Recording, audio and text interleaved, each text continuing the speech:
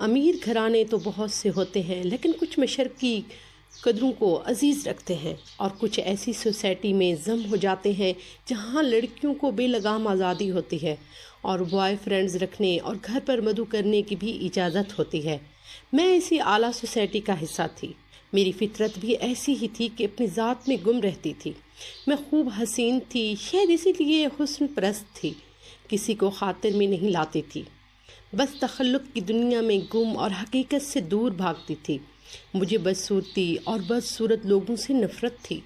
پھر یہ نفرت ایک نفسیاتی بیماری کی شکل اختیار کر گئی۔ میری خواہش ہوتی کہ کوئی بدنما شکل یا بری حیات کی شے نظر نہ آئے جس سے میری آنکھیں اور دماغ پر بوجھ پڑے۔ کوئی کم مشکل انسان دیکھ لیتی تو منہ پھیر لیتی۔ مجھے اپنی سراپا پر بھی ناز تھا۔ آئینہ دیکھتی تو سوچتی کہ شکر ہے خدا نے مجھے اتنا حسین بنایا ہے، ورنہ میں اپنا چہرہ کیسے برداشت کرتی۔ خاندان بھر میں میری خوبصورتی کے چرچے تھے۔ ہر کوئی کہتا حسین ہو تو روپا جیسا۔ نام تو میرا یاسمین تھا، مگر ممی پیار سے روپا کہتی تھیں۔ اس کی تعریفوں نے مجھے مغرور بنا دیا تھا۔ کوئی میری نگاہوں میں جچتا ہی نہیں تھا۔ کالج میں دوستوں کے ہمراہ لڑکوں پر فکرے کسنا اور ان کا مذاق اڑانا میرا محبوب مشغلہ تھا۔ کم شکل لڑکیوں کی کمزوروں کو اشارہ کرنیوں میں بیان کرنا اور اونچے اونچے کہکے لگانا، یہ سب کچھ تو کالج میں مزہ دیتا تھا۔ آتے جاتے ہر صورت کو بغور سے دیکھنا میری عادت تھی۔ جس میں ذرا بھی نقص نظر آتا تو فوراً نگاہیں پھیر لیتی۔ جیون ساتھی کے انتخاب کا مرحلہ آیا تو ممی ڈیڈی نے میری مرضی کو اہمیت دی۔ جب کوئی رشتہ آتا تو وہ میری مرضی پوچھتے۔ بڑے بڑے امیر گھرانوں سے رشتے آئے، مگر میں ہر رشتہ ٹھکرانے لگی۔ کوئی لڑکا موٹا ہوتا تو کوئی سانولا، کسی کی ناک نکیش نہ بھاتا تو کسی کا ہیئر سٹائل پسند نہ آتا، کسی کی ناک چپٹی تو کسی کی آنکھیں چھوٹی، اور ہر رشتے میں عیب تلاش کر لیتی۔ میں نے اس سلسلے میں گھر والوں کو بہت پریشان رکھا۔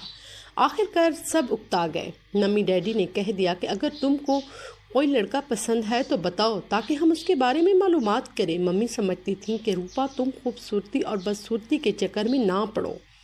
درمیانی صورت کے لوگ خوش شکلوں سے بہتر ہوتے ہیں، وہ نہ مغرور ہوتے ہیں اور نہ احساس کمتری کا شکار۔ ان کے ساتھ زندگی اچھی گزرتی ہے۔ میں یہ تو آپ کے خیالات ہیں، مگر میری جمالیاتی حس صرف روپا کی خوبصورت کو قبول کرتی ہے۔ ماں میری باتوں کو سن کر کہتی، روپا مجھے خوف آتا ہے تیرے خیالات سے۔ اب تک جتنے رشتے آئے تھے وہ دولت مند گھرانے کے سپوت تھے، مگر ایسی غیر معمولی تاب و تاب مجھے نہ ملی جس سے میرے تخلق کے جھرکے جگمگاتے۔ انہی دنوں میرے ماموں زاد احسن ڈاکٹریٹ کی ڈگری لے کر جرمنی سے آئے تو ان کو دیکھ کر میں دنگ رہ گئی۔ یقا کہ یہی شخص میرے خوابوں میں بستا ہے، اس کی مجھے تلاش تھی۔ نہایت وجیہہ، سمارٹ، خوش پوش، خوب لباس، دراز قد، فر انگریزی بولتے تھے۔ زندگی میں پہلی بار میں کسی سے متاثر ہوئی۔ احسن کو آئے ہفتہ ہو چکا تھا۔ ان کے اعزاز میں ہمارے گھر میں ڈنر کا اہتمام کیا گیا۔ خاندان کے بھی افراد مدعو تھے۔ اس دوران میں نے محسوس کیا کہ وہ بھی مجھ سے دلچسپی لے رہے ہیں۔ پارٹی کے دوران احسن کی امی آنٹی سدرا ہر لڑکی کا بغور جائزہ لے رہی تھی۔ تبھی میں نے ان کو کہتے سنا، احسن کیا تمہیں کوئی لڑکی پسند آئی؟ ایسی بھی کیا جلدی ہے ممی، کر لیں گے پسند۔ احسن نے مسکرا کر کہا تھا، بیٹی خاندان میں کئی لڑکیاں ہیں، تم جس کو پسند کرو گے میں رشتہ مانگ لوں گی، ہمیں بھلا کون انکار کرے گا۔ روپا کو دیکھو، یہ بھی خوبصورت ہے۔ انہوں نے بیٹے کی توجہ میری طرف جانب دلائی۔ احسن کے لبوں پر ایک معنی خیز مسکراہٹ تھی۔ وہ میرا دل دھک دھک کر رہا تھا۔ خوشی کے مارے میرے وجود میں کپ کپی دوڑ گئی، جیسے میرے نام کوئی بڑی لاٹری نکلنے والی ہو۔ ذرا توقف کے بعد اس نے کہا کہ ممی خوبصورت تو ہے، مگر خوبصورتی سب کچھ نہیں ہوتی۔ اس لڑکی میں وہ بات نہیں جو میرے دل کو بھائے۔ ایسی کیا کمی ہے اس میں؟ چہرے کے ساتھ دل بھی خوبصورت ہونا چاہیے۔ اس کا دل خوبصورت نہیں ہے، اتنی نخوت بھری ہے کہ اس میں کہ انسان کو انسان نہیں سمجھتی۔ بہت مغرور ہے یہ لڑکی، اور میں ایسی لڑکی سے شادی نہیں کر سکتا۔ پھر کس سے کرو گے؟ ماں نے سوال کیا۔ بے شک معمولی شکل و صورت کی ہو، لیکن گریسفل ہو، معمولی لوگوں سے بھی گھل مل جائے، انسان کا احترام کرنا جانتی ہو۔ روپا مجھے ایسی نہیں لگتی۔ احسن کو خبر نہ تھی کہ میں اس کے دائیں جانب کھڑی اس کی باتیں سن رہی ہوں۔ جب اس نے مڑ کر دیکھا تو خاموش ہو گیا، تاہم اس کے الفاظ ایٹم بم کی طرح مجھے لگے۔ مجھے لگا جیسے بہت بلندیوں سے میں نیچے کسی گہری کھائی میں گرتی جا رہی ہوں۔ شعور میں ایک فکرہ گونجتا سنائی دے رہا ہے، غرور کا سر نیچا۔ میں نے دونوں ہاتھ سے چہرہ ڈھانپ لیا اور دوڑتی ہوئی اپنے کمرے میں چلی گئی۔ آنکھوں سے آنسو بہہ نکلے۔ سوچ رہی تھی میں نے کتنوں کا مذاق اڑایا، کتنوں کو ٹھکرایا، اور آج مجھے بھی کسی نے ٹھکرا دیا۔ اب پتہ چلا کہ ٹھکرائے جانے کا درد کیا ہوتا ہے۔ شاید اپنے پیار کرنے والے والدین کو ستانے کی سزا ملتی تھی۔ تہیہ کر لیا کہ اب جو ماں کہیں گی مان لوں گی۔ اس روز کے بعد چپ چپ سی رہنے لگی۔ حنانیہ مسکرانا بھول گئی تھی، گریجویشن مکمل کر چکی تھی۔ بور ہوتی تو گاڑی لے کر اکیلی لانگ ڈرائیو پر نکل جاتی۔ انہی دنوں جمشید کا رشتہ آیا، مناسب شکل و صورت مگر گریسفل، کھاتے پیتے گھرانے سے تھا۔ یہ لوگ مشرقی طرز زندگی رکھتے تھے۔ میرے والدین کو جمشید پسند آیا۔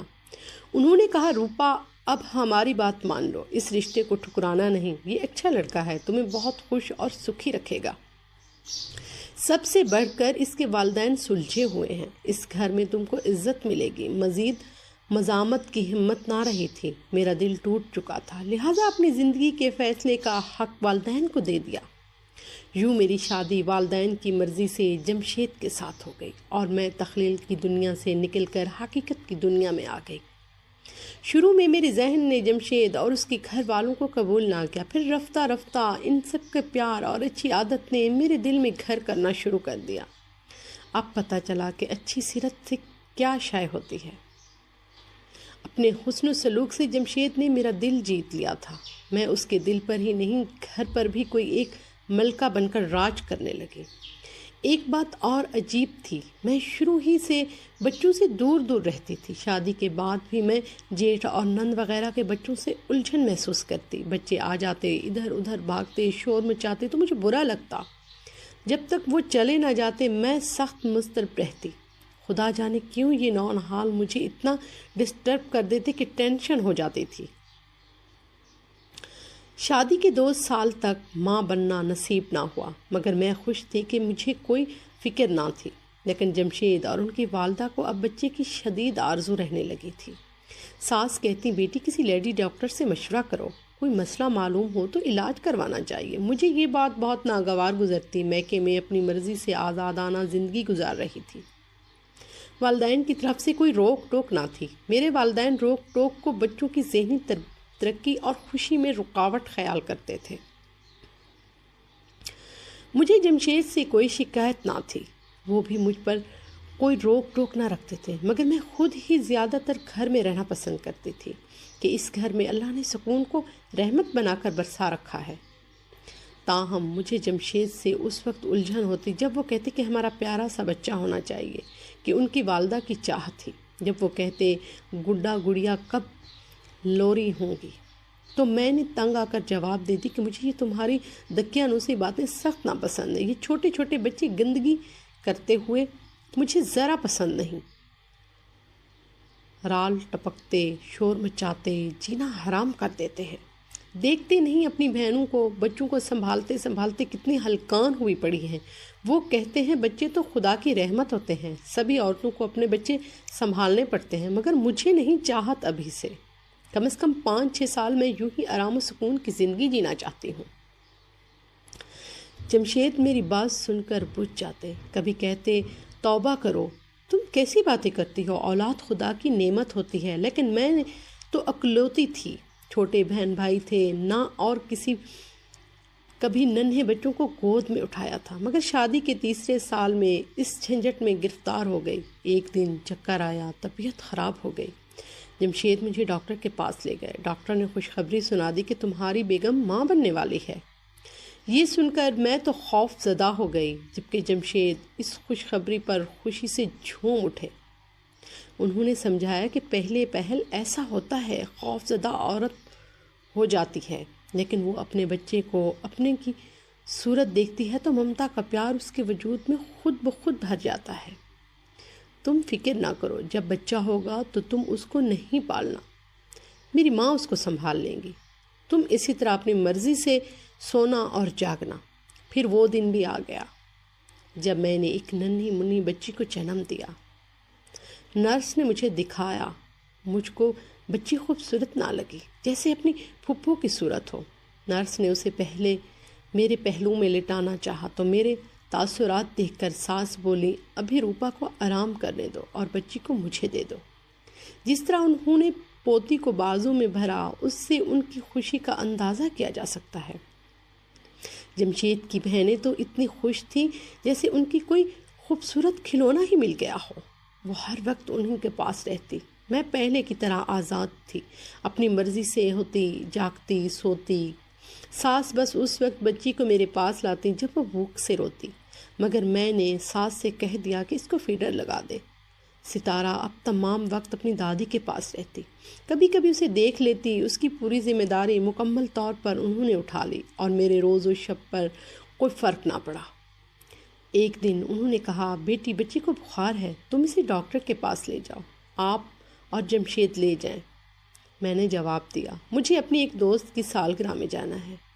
میں بچی کو دیکھنے ساس کے کمرے میں گئی بھی نہیں۔ شام ہو رہی تھی، تیار ہو کر گاڑی نکالی اور اپنی سہیلی کی سالگرہ میں چلی گئی۔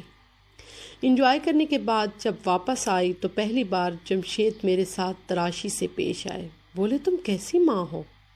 تمہیں اپنی بچی کا ذرا بھی خیال نہیں؟ مجھ کو جھٹکا لگا کہ کیا یہ وہی جمشید ہے جس نے ہمیشہ مجھ سے پیار اور نرمی سے بات کی تھی؟ آج ایسا کیا ہو گیا ہے؟ بخار ہی تو ہوا ہے بچوں کو بخار تو ہو جاتا ہے، پھر وہ ٹھیک ہو جاتے ہیں۔ میں نے یہ کہہ کر دروازہ بند کر لیا۔ طبیعت اتنی مقدار ہو گئی کہ نیند کی گولیاں کھانی پڑیں۔ گولی کھا کر میں سو گئی۔ جمشید نے بات ہی مجھ سے اس بری طرح کی کہ خدا جانے وہ رات جمشید اور میری ساس نے کیسے گزاری۔ جب صبح 10 بجے سو کر اٹھی تو جاگنے کی وجہ سے جمشید کی بری حالت تھی۔ مجھ سے درش لہجے میں کہا، اگر نیند پوری کر لی ہے تو آ کر بچی کو دیکھ لو۔ مجھے تو ان کے سخت لہجے کا غصہ تھا، پھر بھی نہ سمجھی کہ بچی کی حالت زیادہ خراب ہے۔ میں تو اپنی جگہ اکڑ ہو گئی کہ میرے شوہر نے مجھے اس طرح کیوں کہا۔ ابھی میں منہ پھیلائے کھڑی تھی کہ ساس آ گئی، بولی، روپا تم کتنی بدقسمت ہو، تمہاری بچی اپنی ماں کے پیار سے محروم ہے۔ اولاد کی چاہ مجھے تو نہ تھی، آپ کو تھی، تو آپ سنبھالیے، مجھ سے کیا گلہ کرنے آئی ہیں؟ اس پر جمشید بولے، ستارہ تمہاری زندگی میں کانٹا ہے تو آؤ اپنے ہاتھوں سے اس کا گلا گھونٹ دو تاکہ یہ کانٹا نکل جائے۔ تمہاری آرام دہ زندگی ہے، اتنے سخت الفاظ سننے کو تاب کہاں تھی مجھ میں؟ پھر بھی نہ سمجھی کہ میری بچی جان کنی کے عالم میں ہے۔ نہ جانے کس بات کا غرور تھا جس نے مجھے اتنا شفاق بنا دیا تھا۔ مجھ کو ستارہ سے یوں بھی چڑ ہو گئی کہ اس نے میرے اور میرے جمشید کے بیچ بیزاری کی دیوار کھڑی کر دی تھی۔ میں رات کو پھر نیند کی گولی کھا کے سو گئی۔ آدھی رات کو مجھے جمشید نے جگایا، اٹھو دیکھو ستارہ کو کیا ہو گیا ہے۔ میں آدھی گہری نیند سے جھنجھلا کر اٹھ بیٹھی اور آخر ہچکیاں لے رہی تھی کہ تم ماں ہو یا پتھر، وہ تمہیں آخری بار بلا رہی ہے، پھر بھی تم اس کو اس کی آواز سنائی نہیں دیتی۔ یہ فکر سن کر میری نیند کا خمار اٹھ گیا۔ مجھے لگا جیسے کسی نے میرا دل مٹھی میں لے لیا ہو۔ دل نے سرگوشی کی کہ اے سنگ دل، ایک بار تو اس معصوم کو گود میں لے لے۔ تبھی ننگے پاؤں ساس کے کمرے کی طرف دوڑی اور ان گود کو ستارہ کو اٹھا لیا۔ ستارہ ستارہ، میں نے اسے پکارا مگر اس نے کوئی جواب نہ دیا، کیونکہ وہ تو جا رہی تھی۔ اس کا خلق سے اسے بلاوا تھا۔ یوں لگا جیسے اس کی کلی اس آخری کٹھن لمحے میں بس میری آغوش کی ضرورت تھی۔ اسے اور کچھ نہیں چاہیے تھا، سب کچھ تو اسے مل گیا تھا۔ تبھی اس نے میرے باہوں میں آخری ہچکی لی اور فضا میں پرواز کر گئی، لیکن میرا سکون اپنے ساتھ لے گئی۔ اس کے بعد میرا دل ہر شے سے احسان کرنے لگا۔ وہ ہر وقت میری نظروں میں سمائی رہتی، کبھی میرے کندھوں پر چڑھتی، کبھی دوڑتی اور اس میں اسے پکڑنے کو بھاگتی ہوں۔ اب وہ دور سے مجھے نظر آتی ہے، باہیں نہیں پھیلاتی ہوں تو غائب ہو جاتی ہے۔ میں کہتی ہوں میرے پاس آؤ مگر وہ نہیں آتی، بس دور کھڑی مسکراتی رہتی ہے۔ کافی دن میرا علاج ہوتا رہا، میں اسے بھول جاؤں، مگر میں اسے کبھی بھول نہیں سکتی جس نے مر کر مجھے خود غرض عورت کو ایک ماں کا دل بخش دیا۔ ہمارے چینل کو سبسکرائب کیجیے گا اور کمنٹ میں بھی بتائیے گا کہ آپ کو ہماری ویڈیو کیسی لگتی ہیں۔ شکریہ۔